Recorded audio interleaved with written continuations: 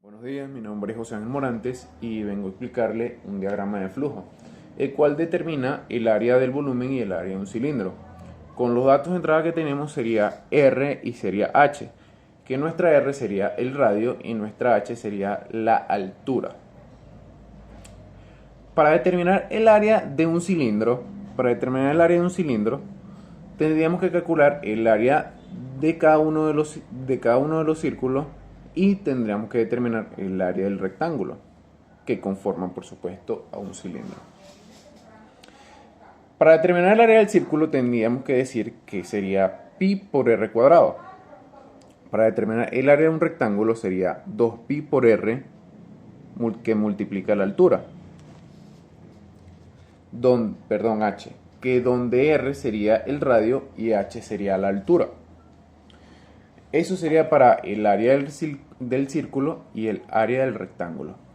Ahora, para determinar el área del cilindro completo, tendríamos que ya decir que sería dos veces el área del círculo, porque tenemos dos círculos, y tendríamos que decir que sería sumado por el área del rectángulo, que sería esta de acá.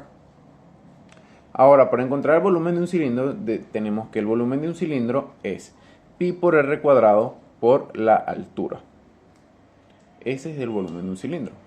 Ahora que ya tenemos los datos los dos datos de entrada, que tenemos el área del cilindro y el volumen del cilindro, procedemos con el diagrama de flujo, en el cual tenemos el inicio.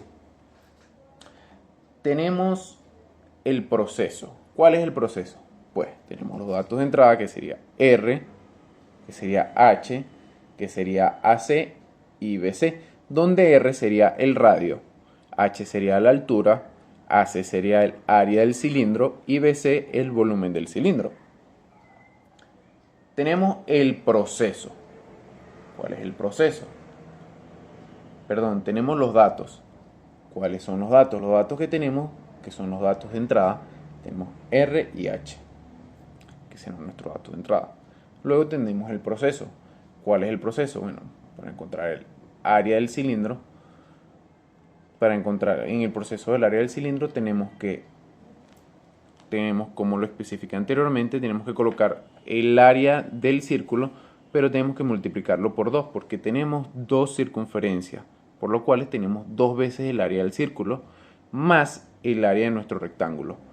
Esta suma de acá nos proporcionaría el área de un cilindro.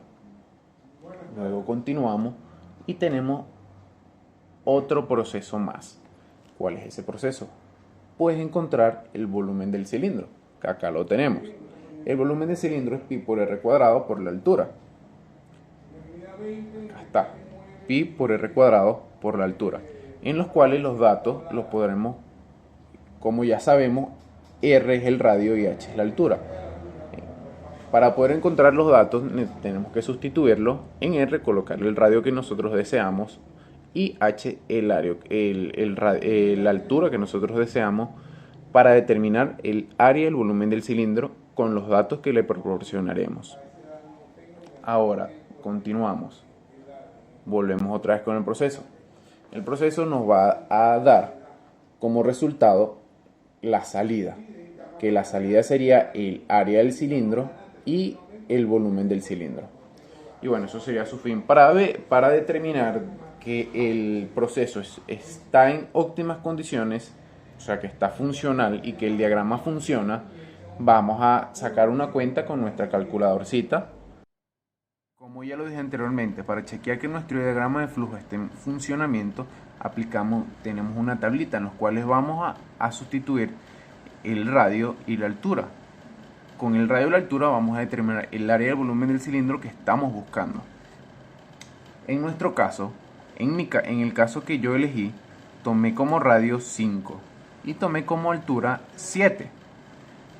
Para poder encontrar el área del cilindro, acá lo tenemos la fórmula, que sería dos veces los círculos, más sumada el área del rectángulo, que acá lo tenemos. Sustituiríamos el R con el número 5, que es lo que nosotros, los datos que tenemos en este momento. Y tendríamos la altura que sería 7, que la sustituiríamos por el h. Esto nos generaría que sería el área del cilindro sería 377.